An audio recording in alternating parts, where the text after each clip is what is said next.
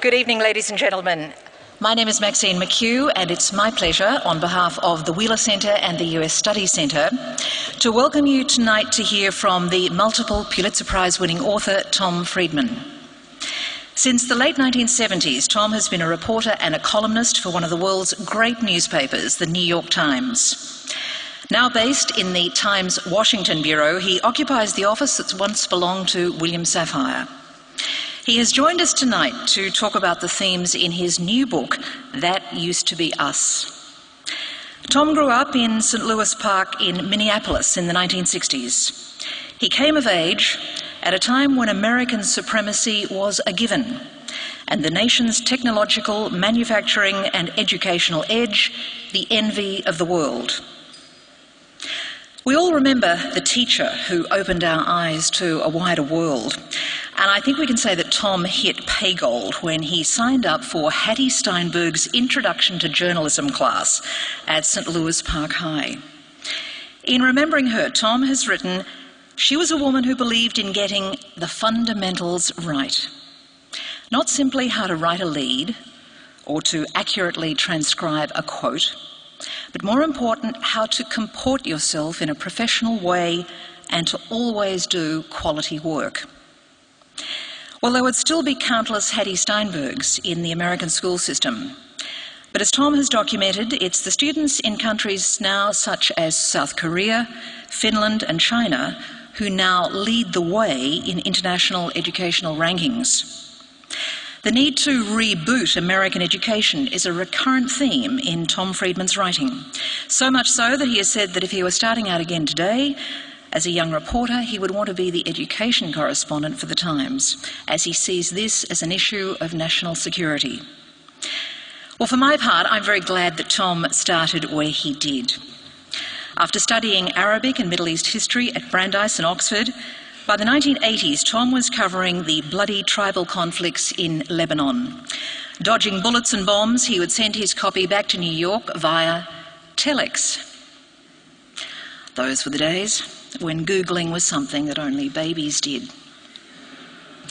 Tom Friedman has said that from his very first visit to the Middle East, something about it grabbed his heart and his mind. He poured his deep interest and empathy for the place, its peoples and conflicts into his first award-winning book, From Beirut to Jerusalem. It set a standard and style that we've seen in Tom's work ever since. A punchy way of describing the bewildering and the complex, the perfect anecdote, and a direct no-nonsense approach when it comes to dealing with the powerful. By the 1990s, Tom was writing on broader themes: globalization, IT, energy policy, and more recently, climate change. Calling himself a frustrated optimist, Tom Friedman has now turned his attention to what ails America and makes a plea for American renewal. Now, this is timely indeed. Consider the most recent images from the United States, the landing of Atlantis at Cape Canaveral. It signals the end of an extraordinary chapter in US space discovery, but with no clarity about what will replace it. Thousands of jobs have been lost, and perhaps fewer American teachers will now be saying to curious 10-year-olds, "You are the next Neil Armstrong." We also see continuing gridlock in Washington as lawmakers can't decide on that most fundamental of national priorities, expenditure and revenues. Now, many of us in Australia, I think it's fair to say, are willing the US to succeed, to get out of its present funk, and particularly for President Obama to give meaning to the promise and hope that he inspired in 2008. So, Tom, we know these are issues that you have thought deeply about. Ladies and gentlemen, please welcome Tom Friedman. Thanks, Maxine. Thanks so much. Thank you. Thank you very much. It's a treat to be here back in Melbourne. And thanks to the Wheeler and the US Studies Centre and the Sydney Opera House for making this visit possible. We're going to try to do two things tonight. I don't get to Melbourne very often, so we want to cram a lot in. I'm going to talk for about a half hour about my new book, and then Maxine and I are going to have a dialogue up here and then open it to the audience. Every time I try to do something like this, I'm always reminded of the story when they were digging the channel under the English Channel, connecting Great Britain and Europe. And they put it out to bid, of course, and got bids from big contracting firms, 3 billion euro, 3.1 billion euro. Got one bid from the firm of Goldberg and Cohen in the East End of London for 100,000 euro. For fiduciary reasons, they had to check it out. Send a team out there, knocked on the door. Goldberg answered, Cohen was on the road. They said, Mr. Goldberg, how could you possibly dig a tunnel under the English Channel for 100,000 euro? He said, what's the problem? Cohen will start on one side with a shovel, Goldberg will start on the other, and we'll dig until we meet. Well, what if you don't meet? So you'll have 2 tunnels. So you may have 2 lectures tonight, you may have 1. It depends what happens with Maxine and myself. So, as Maxine said in the introduction, the kind introduction, I'm going to talk tonight, just for a few minutes, about a book I've just completed with a friend of mine, Professor Michael Mandelbaum from Johns Hopkins University. And it's a book on a subject I've really never taken on. It's about my own country, it's about America. And the book is called That Used to Be Us: How America Lost Its Way in the World It Invented and How We Can Come Back. It'll be out in September. Whenever we tell people about the title, they always ask us, but does it have a happy ending? And we tell everybody the same thing. It has a happy ending. We just can't tell you whether it's fiction or nonfiction. We're still working on that. And that's a little bit what I want to talk about this evening. A lot of people would ask us, I'm kind of a foreign policy guy, foreign affairs columnist for the New York Times. Michael's a professor of foreign policy at Johns Hopkins. They said, what are 2 foreign policy guys writing about domestic politics? And the answer is very simple. We've been friends for, some 20 plus years, and we talk weekly, sometimes daily, about foreign policy. And we started to notice something over the last 3 or 4 years, that every conversation we were having would start with foreign affairs and end up talking about America, American domestic politics, and increasingly paralysis. And we finally concluded that really America, its fate, vigor, vitality, and future were really the biggest foreign policy issue in the world. And that we really couldn't think about foreign policy without taking on that challenge. And that's why we wrote the book. We have a very simple, I think, view about America, which is that right now, for the first time, the American dream, this notion that each generation will pass on to the next a better standard of living, that dream is now in play and in peril. And that dream is so vital to the stability of our country. It's like the Australian dream. It's what allowed us to integrate and hold together this incredible multicultural, multi-ethnic, multi-religious population. The notion that everyone can succeed and do better than their parents. And that dream, that growth model is really central to America's ability to project its power in the world. And, there's a lot of things America gets wrong in the world. We could catalog them all night. There's a lot of things I think we get right or try to do. But I think we are central to providing the kind of tentpole that holds up the stability of the world. And if that tentpole buckles, that American tentpole, or if it frays or fractures, at least I tell my own kids, you won't just grow up in a different America, you'll grow up in a different world. Because when Britain, basically, when the sun set on British power and empire in the 20th century, there was America there ready to basically pick up its global role. If the sun sets on American power, I'm not really sure who will pick up that role as global stabilizer. So those were just some of the reasons that motivated us to take on this book. And just to pique your interest a little bit, I'm going to read from the first page of the book, The first chapter of the book is actually called, "If You See Something, Say Something." And for those of you who have visited America recently, you'll know that's actually the motto of the Homeland Security Department. It's what you'll hear in airports and railroad stations and bus stations all across America. If you see something, say something. This is a book about America that begins in China. In September 2010, I attended the World Economic Forum's summer conference in Tianjin. 5 years earlier, getting to Tianjin had involved a 3.5-hour car ride from Beijing to a polluted, crowded Chinese version of Detroit. But things had changed. Now to get to Tianjin, you head to the Beijing South Railway Station, an ultra-modern flying saucer of a building with glass walls and an oval roof covered with 3,246 solar panels. You buy a ticket from an electronic kiosk offering choices in Chinese and English and board a world-class high-speed train that goes right to another roomy modern train station in downtown Tianjin. Said to be the fastest in the world when it began operating in 2008, the Chinese bullet train covers 115 kilometers in 29 minutes. The conference itself took place in the Tianjin Beijing Convention and Exhibition Center, a massive, beautifully appointed structure, the like of which exists in few American cities. As if the convention center wasn't impressive enough, the conference's co-sponsors gave some facts and figures about it. They noted that it contained a total floor area of 230,000 square meters, almost 25 million square feet, 2.5 million square feet, and that the construction of the Beijing Convention Center started on September 15th, 2009, and was completed in May 2010.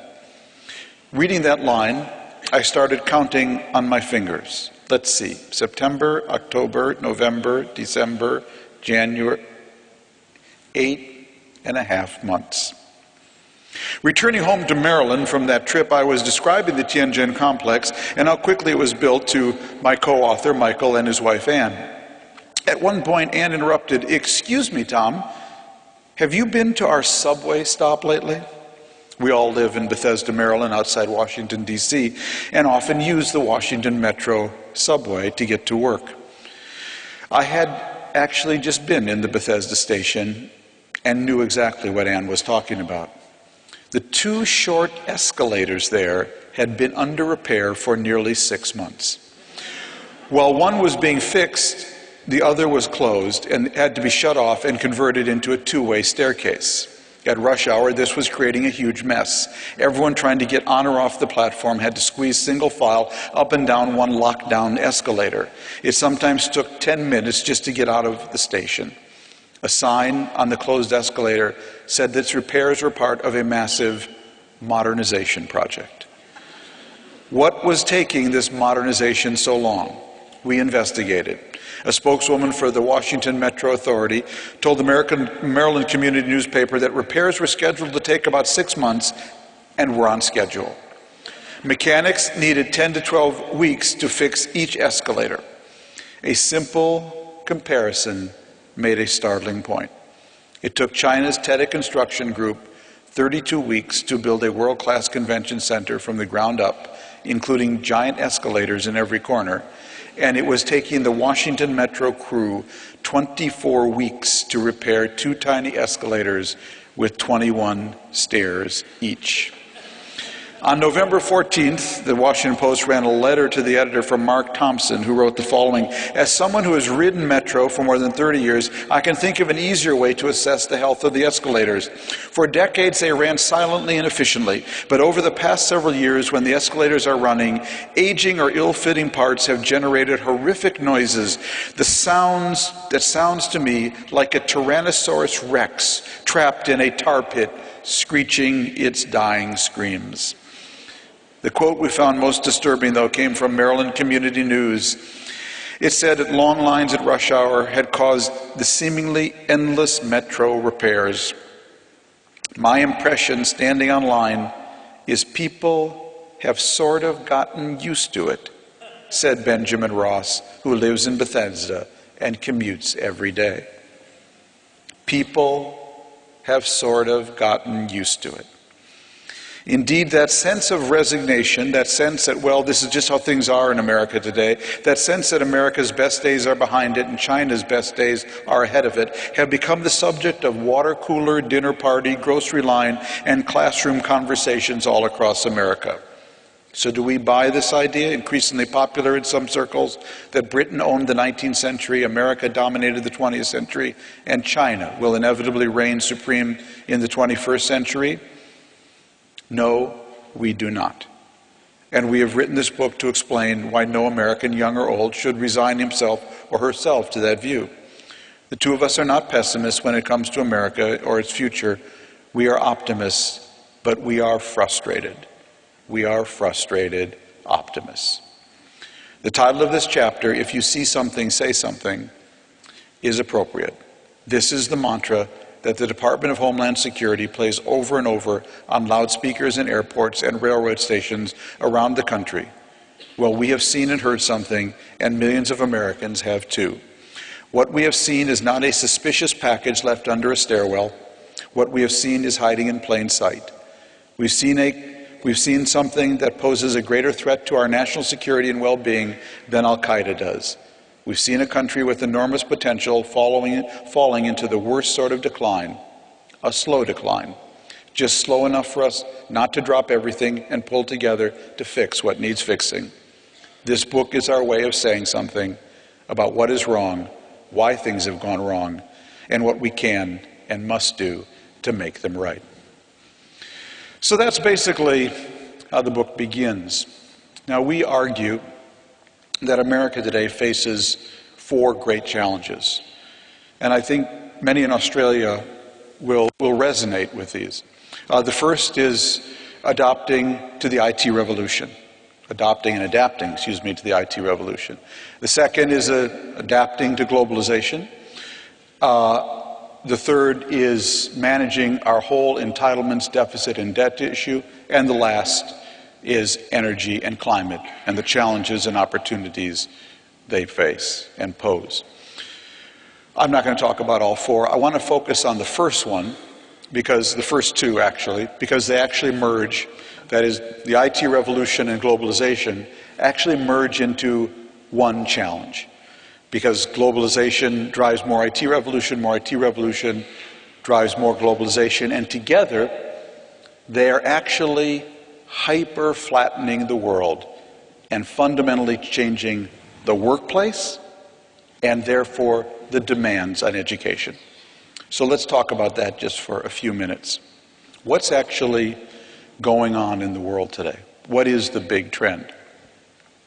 Well, I would argue it is this flattening phenomenon. I wrote The World is Flat in 2004. That's when I started the book. If you pick up a first edition of that book and look in the index under F, you will notice that Facebook isn't in it. So when I wrote The World is Flat, Facebook didn't exist, Twitter was a sound, the cloud was in the sky, 4G was a parking place, applications were what you sent to college, LinkedIn was a prison, and Skype for most people was a typo. Let me repeat that if you didn't get it. When I declared the world is flat, Facebook didn't exist, Twitter was a sound, the cloud was in the sky, 4G was a parking place, applications were what you sent to college, LinkedIn was a prison, and for most people, Skype was a typo. All of that has happened in 6 years. Now, what that really means is we've gone not from a we've gone to a hyper-connected world. And I can see this in my own work, and you can see it in the biggest foreign policy story this year, the Middle East. What do I mean? When I wrote The World is Flat, I basically said, well, what we've done, we've connected Boston and Bangalore, the outsourcing capital of India. The world is flat. Well, since then, in the last 6 years, we've connected Boston, Bangalore, and Surisi. You say, well, where is Surisi? Surisi's a town 90 miles to the interior, with 90,000 people that is now completely integrated, thanks to smartphones and wireless and internet, into the flat world. Or to put it in Middle East terms, I declared in 2004 we'd made Detroit and Damascus next door neighbors. Well, now we've made Detroit, Damascus, and Dera next door neighbors. We say, where is Dera? Dera is the dusty Syrian border town on the Syrian-Jordanian border where the Syrian uprising began. Now think about this. There is no BBC, no Australian television, no CNN, no Al Jazeera in Syria since the uprising began. No foreign TV at all. Yet every night you can see on your TV, on Australian TV, certainly on American TV, news footage of the uprising from Syria. And you know, if you look at the bottom corner of those news footage, very often it'll just say SNN. SNN stands for Sham News Network. Sham News Network, I would suggest that 10 people in the front row here have enough money in their wallets to have started Sham News Network. It's a group of young people who are basically uploading flip cam and cell phone video onto YouTube and feeding it to every network in the world. By the way, we have no idea who Sham News Network is.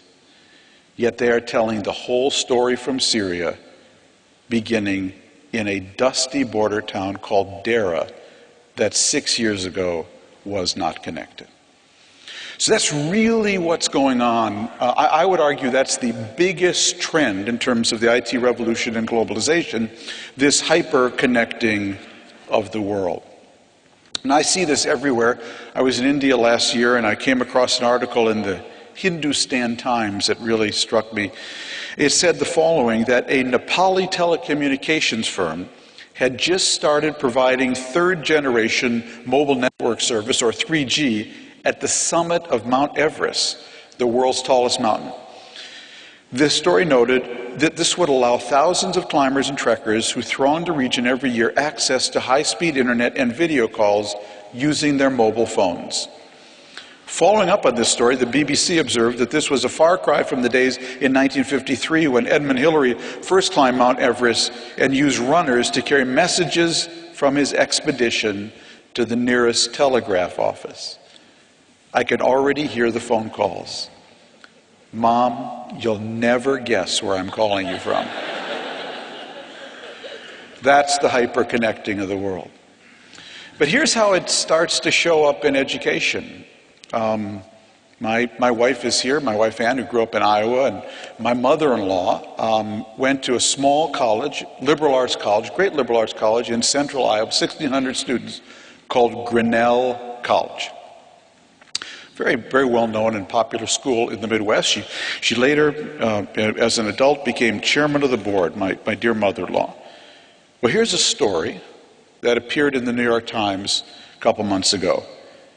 Nearly 1 out of every 10 students who applied to Grinnell College in Iowa this year were from China.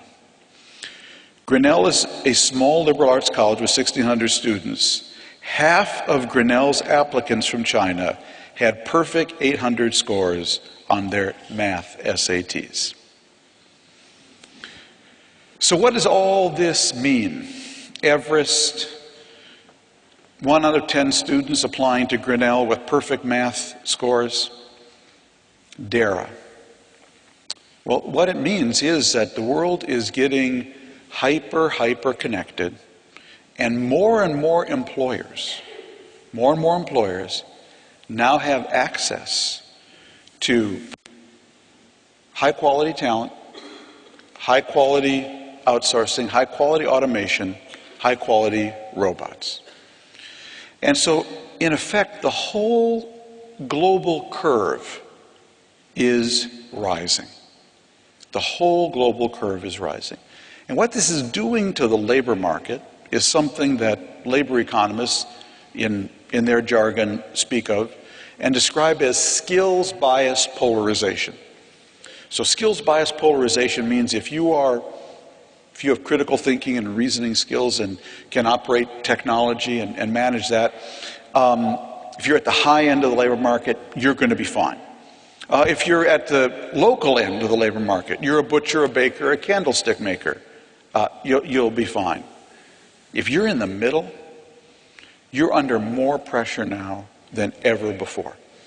You're under more pressure now because bosses can automate your job more easily, they can outsource your job more easily, they can replace it with robots more easily in this hyper-connected world. So that's kind of the general phenomenon that's going on, that skills-biased polarization has really, gone to a whole new level. So let me share with you what I found to be a very compelling blog post by a boss describing what this new world now looks like to him. His name is John Jawich. He headed a variety of technology companies and startups, including Red Prairie and 5 Qubits. He also teaches an MBA course.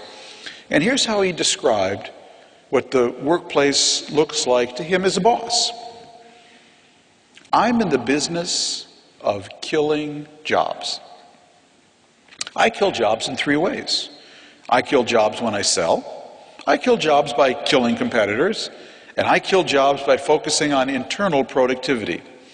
All of the companies I have been a CEO of, through best-in-practice services and software, kill jobs.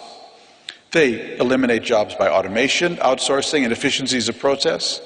The marketing is clear: less workers, more consistent output. I reckon in the last decade I've eliminated over 100,000 jobs in the worldwide economy from the software and services my companies sell. So there, I've said it, I'm a serial job killer. Any job that can be eliminated through technology or cheaper labor is by definition not coming back. The worker can come back. They most often come back by being underemployed. Others upgrade their skills and return to previous levels of compensation.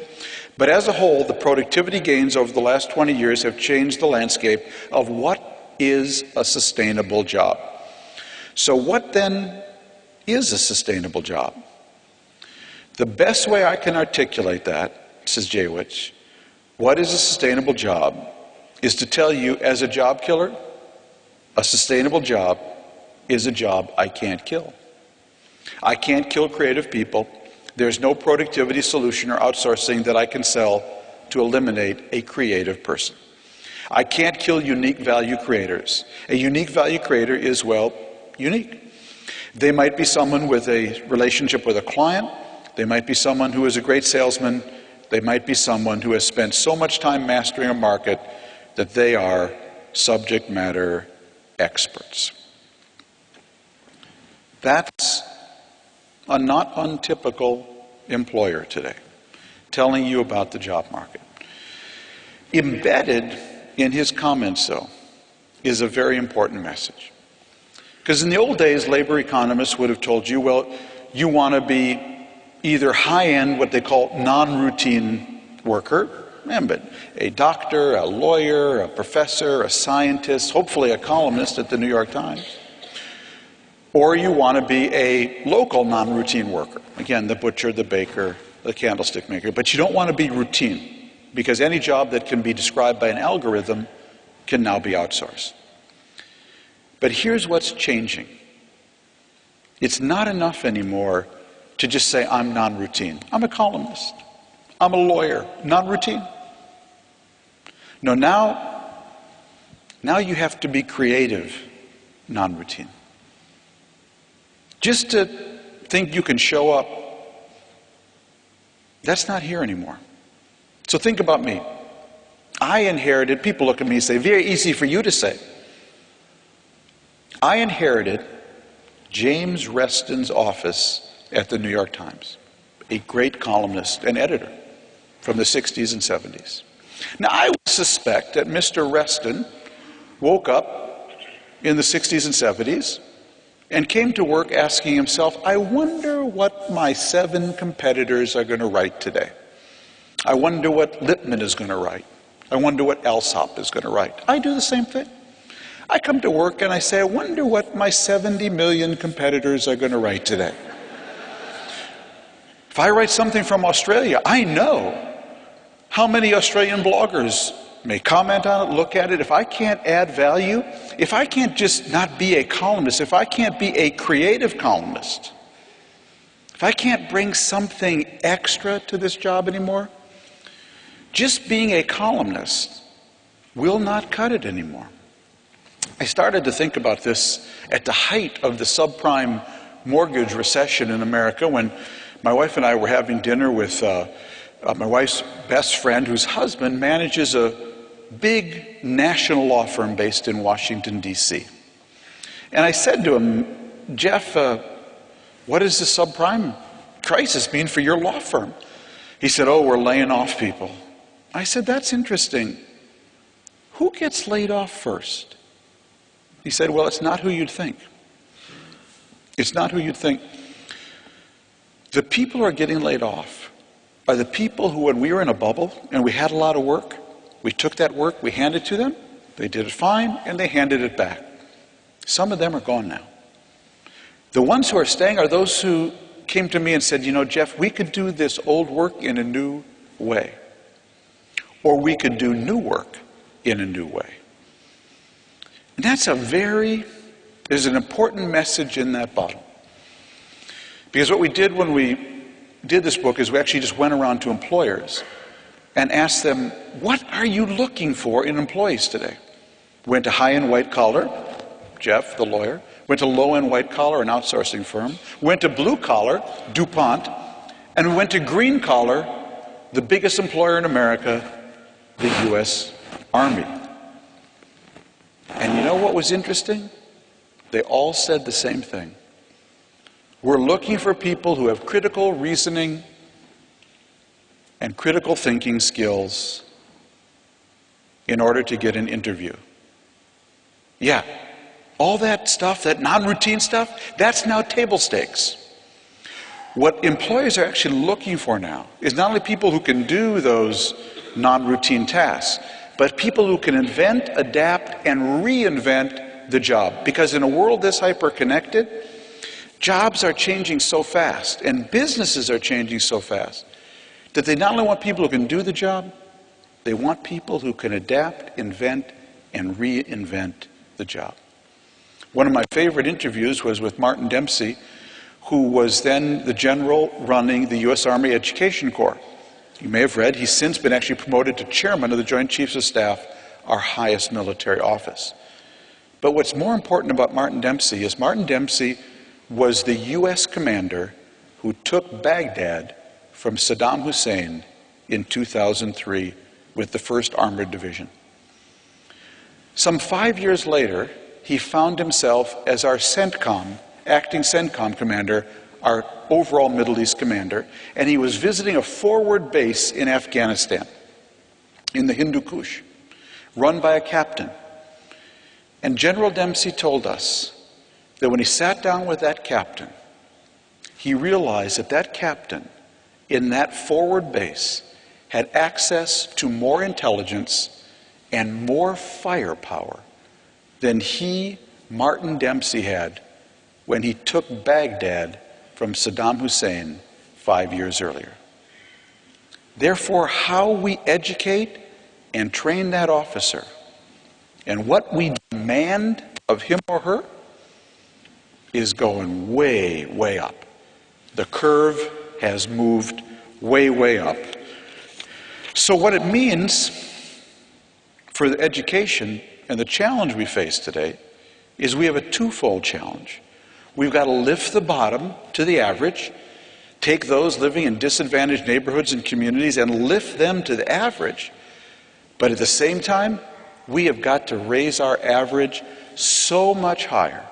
So one is about more education to bring people to the average, or one is about better education. Education that stimulates, nurtures, and inspires people to not just to be a routine, non-routine worker, but a creative, non-routine worker. At every level, that's really where education is going to have to go. We can talk about a little about that more in detail. But the way we put it in the book, and we have a whole chapter on this, and the chapter is simply called Average is Over. Average is officially over when the global curve moves up like this. Woody Allen's dictum that 90% of life is showing up is no longer true. Just showing up for work will not cut it anymore. Just being average won't cut it anymore. America's economic future will increasingly depend on how well we are able to get our whole country to resemble Garrison Keillor's fictional Lake Wobegon, where all the women are strong, all the men are good-looking, and all the children are above average. Average really is over in a world where so many machines and available foreign workers can do average or better. The curve everyone is being graded on is now much higher. What was average work will not return average wages, let alone above average.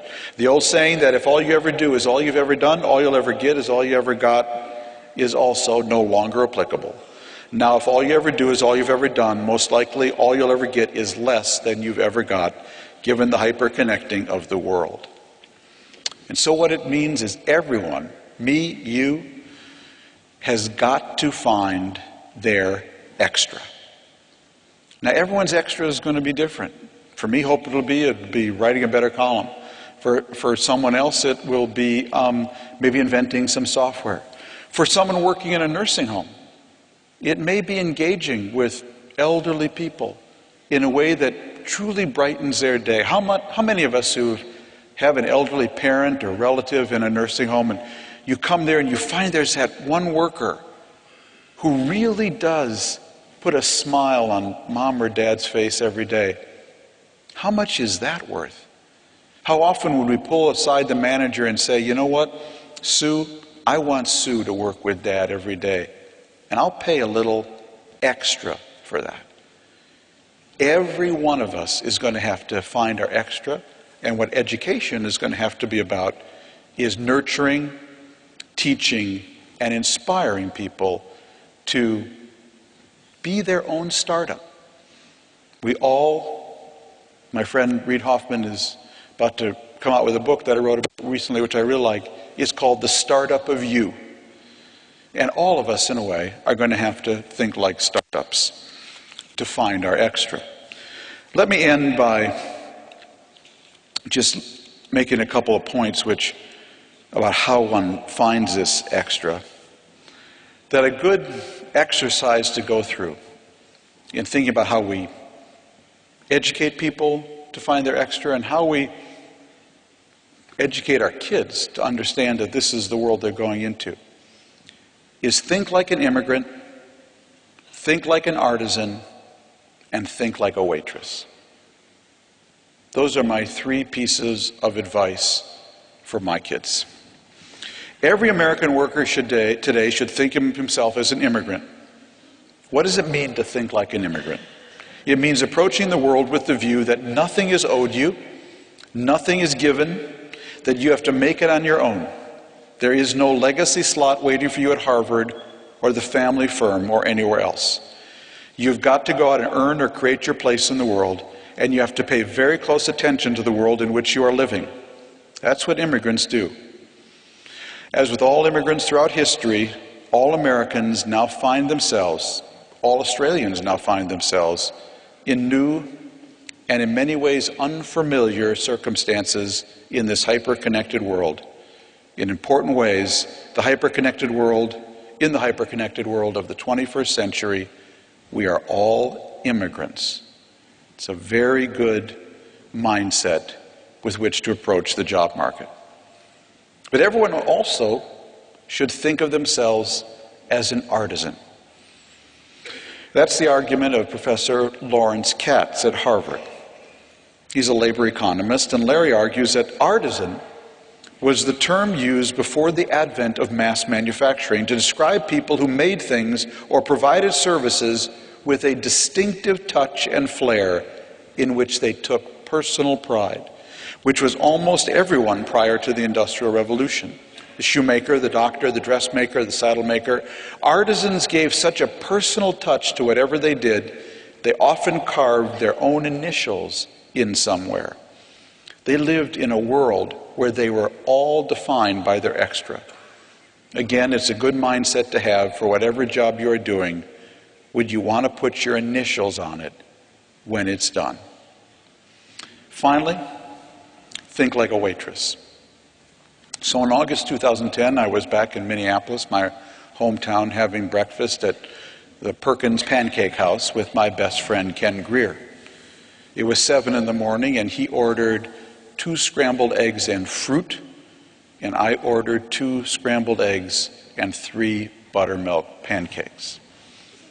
The waitress came, put down our plates, and all she said to Ken was, "I gave you extra fruit."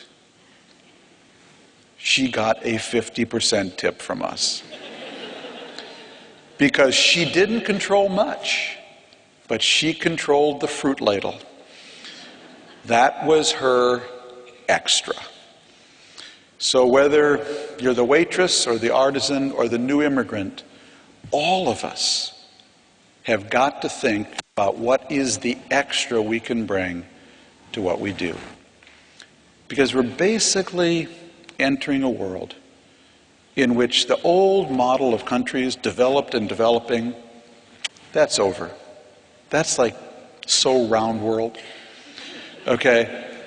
In the flat world, countries are going to be divided between HIEs and LIEs. High imagination enabling countries and low imagination enabling countries.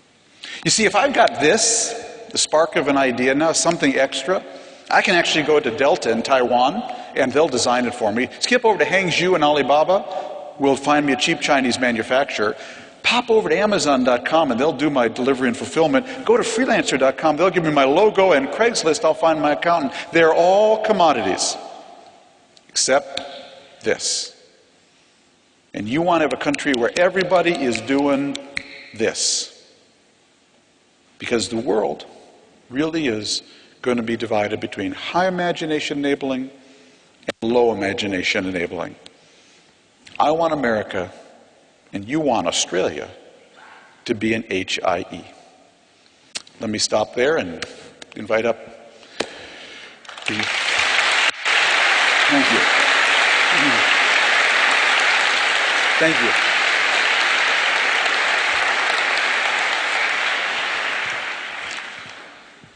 If that doesn't scare the bejesus out of them, I don't know what will, Max. Tom, I can't help but think that you look pretty fit for that high-carb breakfast. Tom, you started by saying that the American dream is in play, in peril. Do you think, though they may not articulate it that way, that is increasingly how many Americans are feeling? I do. I think that it's part of the underlying anxiety coursing through the society. And, you know, a lot of the obsession with China today, that kind of water cooler obsession that I talked about, really comes from the fact, it really isn't about China. It comes from the fact that we see in them what we used to see in ourselves. Come together, get it done, can do. You know, all the challenges that I talked about, Maxine, entitlements, energy and climate, education. These are all challenges today that can only be addressed effectively by collective action. And if there's one thing that we fear we have lost in America today, and Lord knows you can see it on display in Washington, D.C. as we speak, is that ability to act collectively. And so that's, I think, really concerning people right now. And that fear that the American dream, that my generation, the baby boomer generation, will be the generation that presides over the end of the American dream, I think is a real fear. And yet you will recall America has been there before. I mean, in the late 80s, there was the paranoia about Japanese managerialism, Japanese manufacturing superiority, and lots of talk about the end of Pax Americana, and look what happened in the 90s. Why is this period... Why is this period different from all other periods? Some people got the joke. It's very simple. Japan threatened one American town and 2 American industries. The town it threatened was Detroit, and the industries it threatened were consumer electronics and cars. China as a proxy for globalization threatens every American town and every American industry. This is not the 1980s.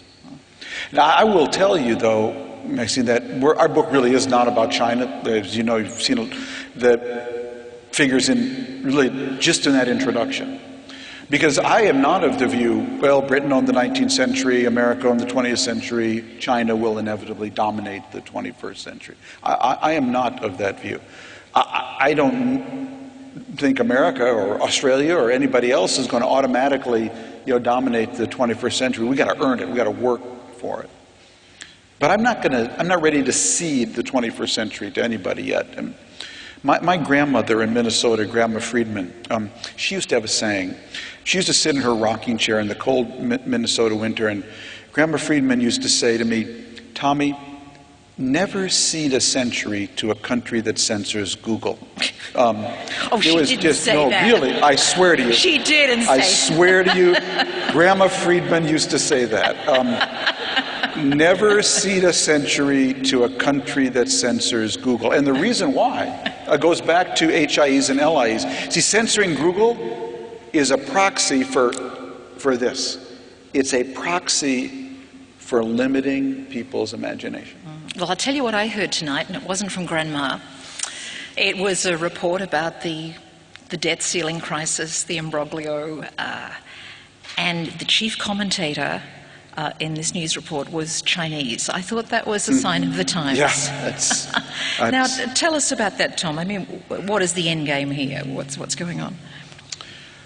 I wish I knew. We're in terra incognita. We have a faction of the Republican Party that is obsessed with the issue of not raising taxes, but cutting spending.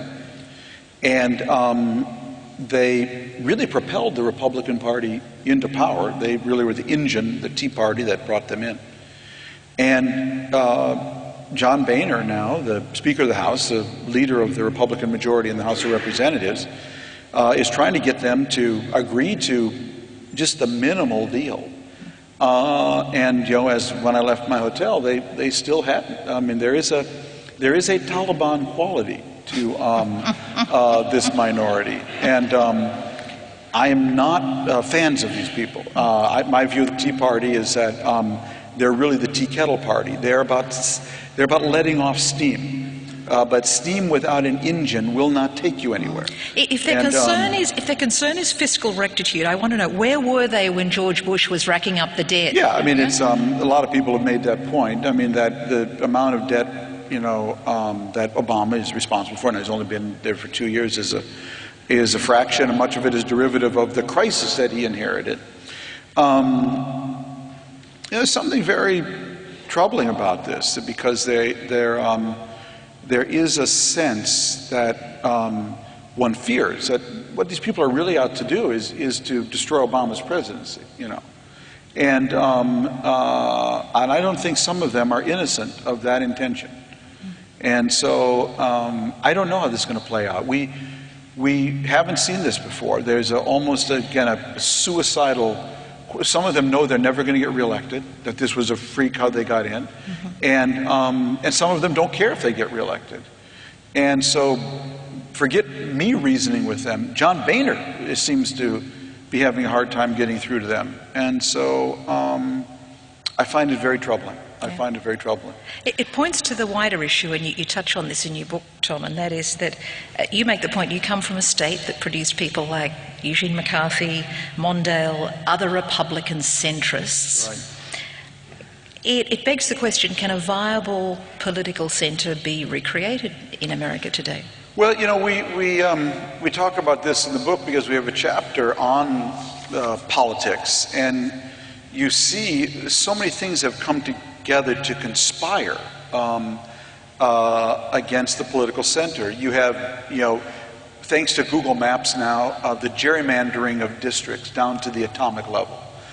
So that is designing districts so they will be automatically Republican or automatically Democratic. And what that means is that when a district is automatically, say, Republican, the only election is the primary, because a Democrat can't win, or vice versa in a Democratic district. Well, if the only election is the primary, and I'm a Republican, then I just know one thing.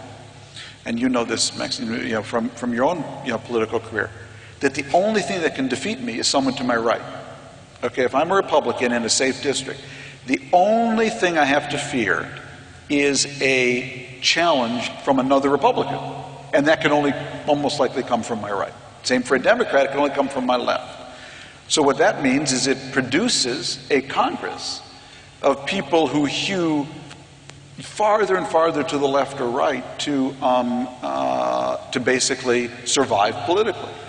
Then you put them all, in the same room. Now, then you add over that the issue of money and the need to raise now large amounts of money from corporations. And that means you're going to have to basically sell yourself to one person or another. Then you overlay on that 24-hour cable. And what 24-hour cable did, 24-hour cable in America was basically the outgrowth of the O.J. Simpson murder trial. But as Jon Stewart has pointed out, O.J. Simpson doesn't murder his blonde wife every day, okay? And so because of that, somebody else has to fill those 24 hours. And what we filled it with is what I would call the politics of sports. So we have ESPN, we also have PSPN, the Politics Sports Network.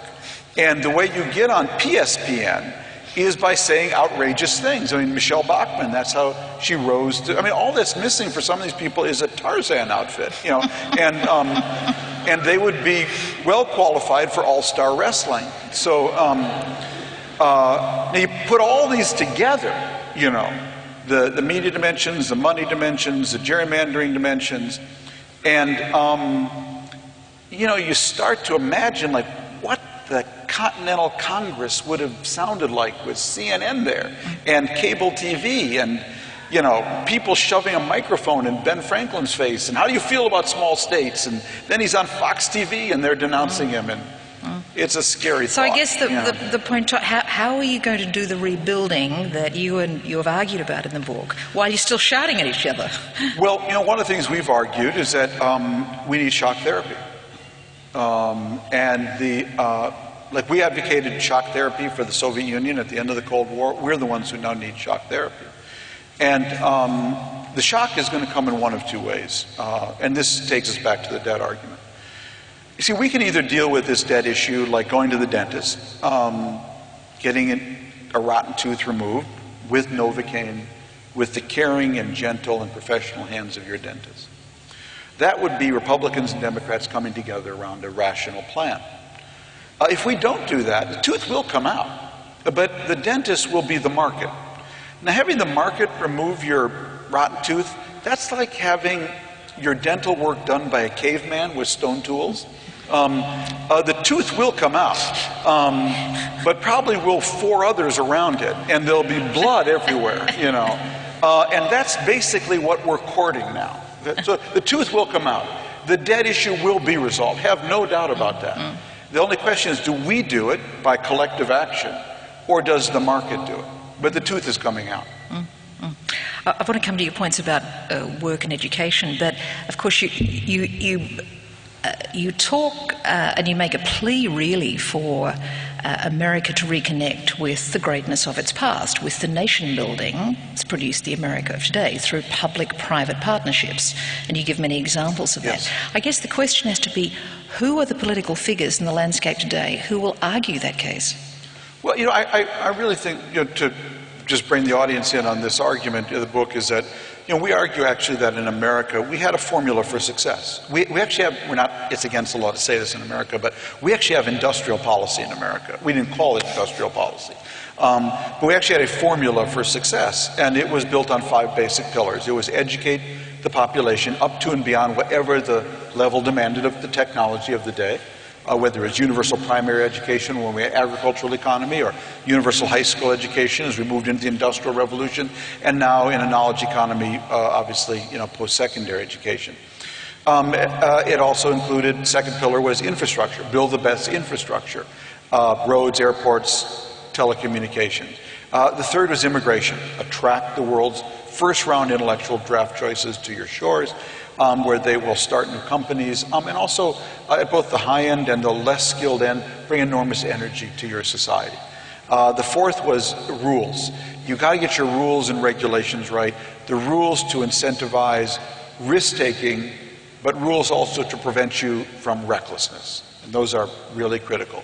And lastly, government-funded research to push out the boundaries of knowledge so our innovators and venture capitalists can pluck off the best flowers and start the next Google and the next Facebook and the like. So that was really our formula for success. And it goes back to Hamilton, but you see it like with Lincoln. In the middle of the Civil War, Lincoln passed the Morrill Act that created our land-grant universities. The University of Nebraska, the University of Minnesota, the University of Wisconsin.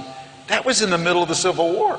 Lincoln built the National Railroad connecting the Atlantic to the Pacific in the middle of the Civil War. And that was a huge contribution to our infrastructure. He passed the Homestead Act that settled the West. He created the National Academy of Science. So every president has really contributed to this formula, and now it's really started to slow down. If you look at all the indices, and this is not because of President Obama, I think he's doing his best, but you look at all the indices today, education, whoop, infrastructure, whoop, immigration, whoop, rules for capital formation, how'd you like that subprime crisis, whoop, government-funded research, whoop. So if you actually look at the 5 pillars of our success, the arrow is pointing down on all 5. And that's very troubling. Yeah. But of course, you did have a lot of creativity on Wall Street. It's just that it was... We sure do. Kind of wealth-destroying, not right. wealth-creating. Yeah. Well, I love Jagdish Bhagwati, economist at Columbia, I thought said it best, that we basically went from this Schumpeterian world where the financial system was supposed to finance creative destruction to where the financial system, Wall Street, started financing destructive creation. And that's really what happened. And so you had all these rocket scientists from MIT and Stanford, ending up on Wall Street, not ending up, starting the next Google. And they eventually, pushed out the boundaries of risk-taking to levels where the people running their companies did not know what they were doing. And we know how the story ended. Yeah. Your point about creativity is fascinating because we're doing a lot of rethinking about our education system in this country. We're hanging in there in the top 10, but we've got nothing to be complacent about because we have a big equity gap as well. But when we look at a country, say, like South Korea, they're completely reframing their education around 3 things: collaboration, character, and creativity. But to come back to where your countrymen are, Tom, 9% plus unemployment. I imagine if you started talking about finding your inner creator to an unemployed person, they'd want to punch you. Yeah. Haven't tried that, but so there's a lot of questions embedded there. One of the things that when you tell the story of South Korea, this is what I find so disturbing about the current debt debate, which is that South Korea is doing the logical thing. It's starting its day by saying, "What world are we in?" Oh, we're in that world. We're in the hyper-connected world. Well, that means we need to educate around these values that you've articulated. Well, if we need to educate around these values, then what do we need to do in our schools? And what do we need to do, with our textbooks? And what do we need to do in any number of things in order to thrive? That's not the discussion we're having. We're having a discussion that says, I want to cut $1 trillion. I see you $1 trillion, I raise you $1 trillion. I see your $1 trillion, raise you $1 trillion, and call you $1 trillion. Without anybody saying, time out, excuse me, what world are we in? What are you cutting? You can grow without a plan. But if you try to cut without a plan, you could hit an artery. You could hit a bone. And so that's what I find so terrifying about the discussion and the Tea Party. It's just cut. And we do have to cut. But let's do it on the basis of a plan that starts with what world are we in. One of my favorite quotes in this book is from a Singaporean economist who said to me, we in Singapore, we live in a thatched hut with no doors and no windows. We feel every change of breeze. and every change of temperature, and we have to adjust. You Americans live in a brick house with central heating. You feel nothing, okay? But the bricks are cracking, and so are the windows, and the wind and the temperature are breaking in. Tom, thank you. I think we might come out to the audience. We've got 10 minutes or so let's have those lights up. We've got microphones in the middle of the room there. So Tom is very happy to take questions from the audience. A gentleman over there. Thank you. Thank you for a very elucidating talk about America. I just wanted to switch to American and foreign policy. Please. And it's been called the summer of the Arab body. And I wanted to know what your thoughts are now that we're in the winter of the Arab, where we're going in Syria, Libya, and other countries. Well, it's a good question. Thank you for asking it. Next question. No, I'd be happy to answer your question.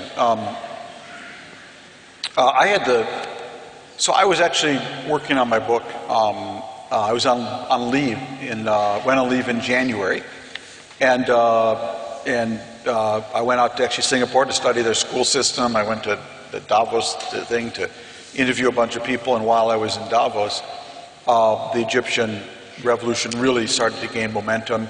Tunisia had already ousted Ben Ali, and my lovely wife, who's here, called me and said, "Honey, they're playing your song.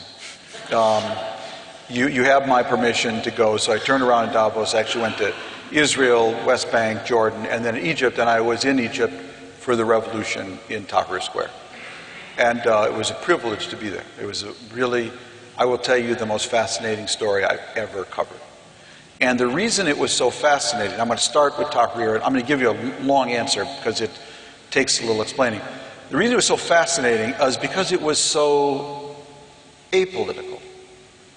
It was actually so human. People ask me, what it was about. I would tell you the Egyptian revolution, and I think it applies to all of them, was about three things. First and foremost, it was about dignity. The number of Egyptians who said to me in Tahrir Square, "I was ashamed to show my passport." They knew how far behind they were. They knew that the world was leaving them behind, and they were ashamed. And this was first and foremost about dignity. Second, it was about justice. These people live in deeply unjust societies. That's why the first things the Egyptians did was burn down the police stations, the symbol of injustice, and the National Party building. And lastly, it was about democracy, freedom, but very broadly construed. Freedom to run my life, to make my choices, to not be infantilized by a leader who thinks he can pass on this country to his son like we're a bunch of chickens who can be passed on by some farmer to his kids. So it was about all those things. But lastly, when I got to Tahrir Square, it was a few days after the attempt at a counter-revolution by the security forces there, where they were riding camels and horses. I'm sure you saw the pictures, and people don't realize they killed about 800 Egyptian kids that day. And when I got to the square, there were little pictures around the square of young people who were killed. And the next day there were bigger pictures. And the next day they were wall-sized pictures of the martyrs. And I saw that and I thought, wow, I've never seen that before in the Arab world. Martyrs for democracy. Oh, I've seen martyrs against Israel, martyrs against America, martyrs for Islam, but martyrs for democracy. Wow, that was a new one. Now you put a revolution that's about dignity, justice, and freedom. Wrap it in a myth narrative. Every revolution needs that kind of myth narrative. And remember, those kids, they lost more people fighting for democracy in Tahrir Square in a week than the Egyptian army has lost defending Egypt in 27 years. You wrap all that together and you put it in Egypt, And remember, Egypt is not Las Vegas. What happens in Egypt does not stay in Egypt, okay? You put it in the heart of the Arab world, and I said at the time, and I still believe it, it's going to go everywhere. Every one of these Arab leaders is dead man walking. Because every Arab identifies with and resonates with that aspiration for dignity, justice, and freedom. I said that then, I believe it now. Now, the one cautionary thing I would say is this. People ask me, what did you see in Tahrir Square? I said, I saw a tiger that was living in a 5x8 cage get released. And I'm going to tell you three things about this tiger. First, tiger is not going back in the cage. Second, do not try to ride tiger, okay? Tiger rides only for Egypt. Do not try to ride tiger for Iran, for the Muslim Brotherhood, for Israel, for America. Tiger rides only for Egypt. And lastly, tiger only eats beef. Tiger has been fed an unremitting diet of every lie in the Arabic language for 50 years. Dog food, cat food. Tiger only eats beef. Now, the people who understood this best are the Egyptian generals, who are sort of running the show there until there's an election. Because their attitude was basically, nice tiger, good tiger. Tiger want parliament, tiger get parliament. Tiger want constitution, tiger get constitution. Tiger just don't eat generals the way tiger ate President Mubarak. Okay? So that's what's going on there. Now, you mentioned, and we really do have to have a moratorium on uses of Arab season, spring, coming into winter, coming into fall. I would argue that the much better way to think about this is not the Arab Spring, but the Arab awakening. This is a society and a people who have been living powerless and voiceless for many years. They are now awakening.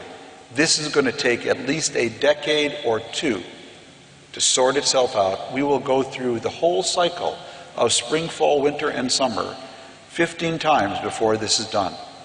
But I remain optimistic by the fact that it has been incredibly peaceful. It is youth-led, and you can write this down and hold me to it. I do not believe this is going to be taken over by Muslim Brotherhood. I believe the Muslim Brotherhoods will have a say, as they should, in the future of these societies. But I am deeply confident that the Arab people did not mount these revolutions to replace one tyranny with another. The only thing I can tell you is this: as far as the Arab world is concerned, stability has left the building. Thank you. And we have a question in the middle there. Is that right? Sorry? Upstairs, is it? Sorry, upstairs.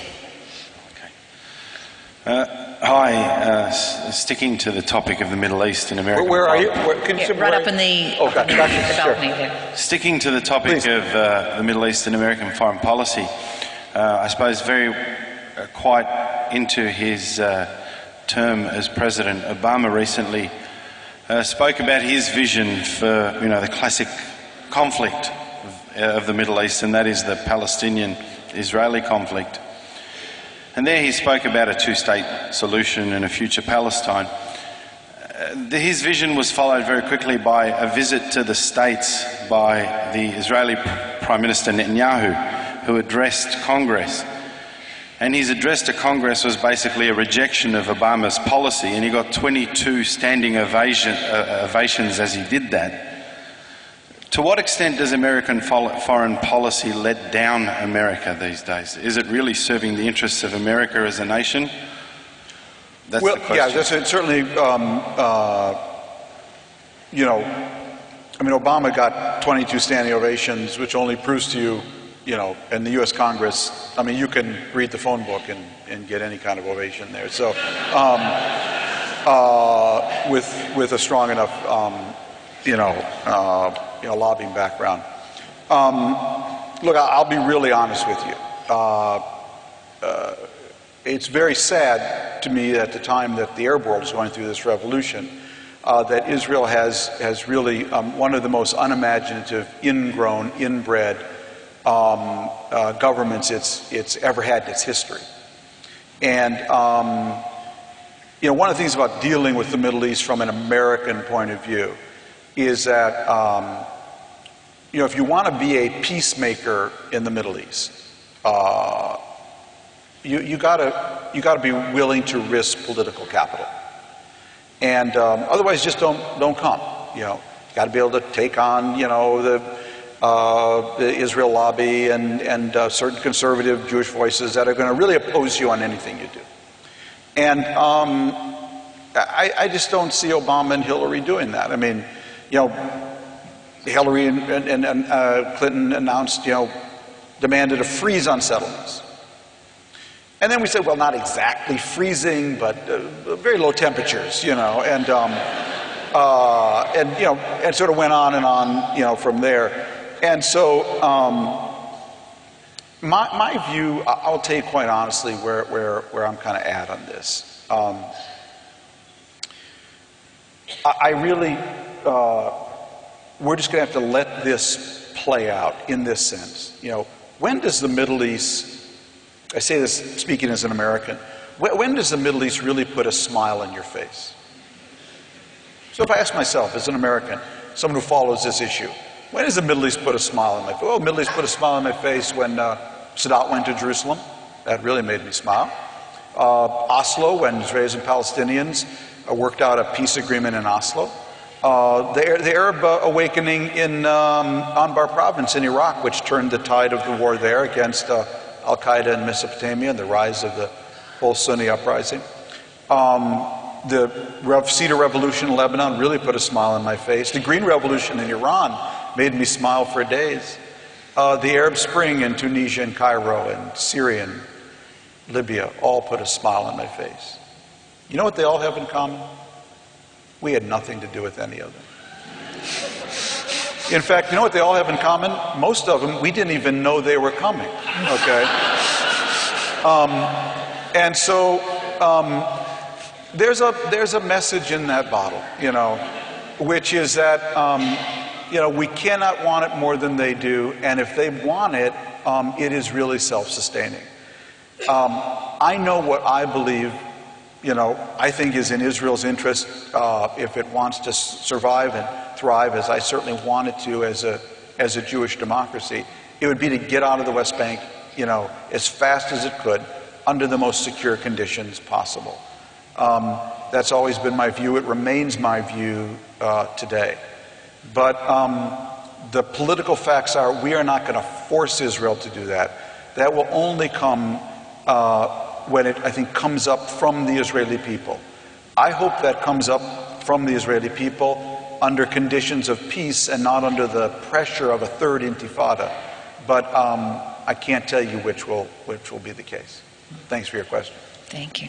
Tom, I couldn't help but think there must be a lack of creativity in the State Department and the entire foreign policy establishment. They didn't see any of those things coming? No. No? Okay. No, afraid not. Is there one? I think we've got time for one final question. Right here in the middle, I guess. Yeah. Yes, gentlemen. To take up what you said at the beginning of your talk, the comparison between China, as you saw it, and America as it is now, what would you say?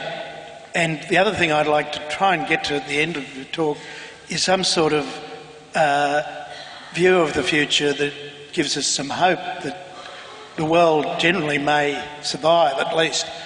But is perhaps, what would you think of the idea that the big difference now is that China is doing something that America never did, that is progress through state-sponsored capitalism, or it is the ability of the Chinese state to create, that has the capital to create these great works.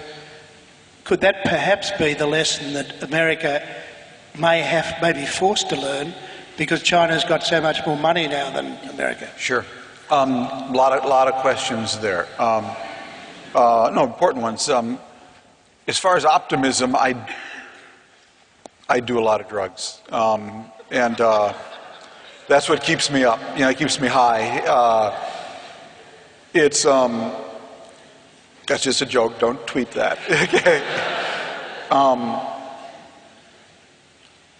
I'll tell you what keeps me optimistic about America, and it relates to your China question.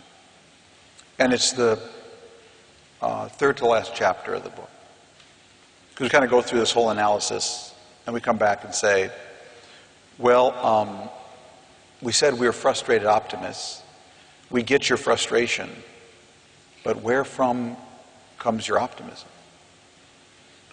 And my optimism about America comes from the fact, and it's the title of this chapter, is that our country is still blessedly full of people who just didn't get the word. They didn't get the word that we're down and out. They didn't get the word that we're in a slow decline. They didn't get the word that China's rising and we're falling. They just didn't get the word. And so they go out and start things and invent things and create things. Some are NGOs and some are companies and some are one person, one woman, one man startups. And so if you really want to be an optimist about America, I always tell people, stand on your head. Because the country looks so much better from the bottom up, okay? It's just full of people who didn't get the word, or as one Marine colonel said to me when I asked him why the surge in Anbar province, we were just too dumb to quit. So the country is still full of people just too dumb to quit. And that's why when I describe America to people these days, I often say it's really like watching the space shuttle take off. You know, all this incredible thrust coming from below, that's all those people out there who didn't get the word. But in our case, the booster rocket, Washington, D.C., is now cracked and leaking energy. And the pilots in the cockpit are fighting over the flight plan. And that's why we can't achieve escape velocity right now, to get into the next orbit and sort of get into that sort of next phase of what for us would be the American dream and how we sustain it. But thank God there is still that thrust coming from below. Now, you know, the big story you pick up every day in America, you pick up the paper, it's another story about Chinese hacking. You know, Chinese hacking Citibank, Chinese hacking Google, Chinese, you know, doing this. And I'm sure we're probably doing the same thing to them, you know, but not at the industrial level, okay? And when I see those stories, China hacking into Intel or whatever, I always think to myself, you know, excuse me guys, but can I just give you some advice about this hacking thing? All the stuff we're stealing in America is actually hiding in plain sight. It's called the Declaration of Independence, the Constitution, the Bill of Rights, the Jefferson Memorial, the Washington Memorial, and the Lincoln Memorial. When they copy those, I will worry, okay? Then I think we'll worry. But if your game is to hack in and steal this or that, there's always going to be one more thing we're going to invent that you're going to have to try to steal.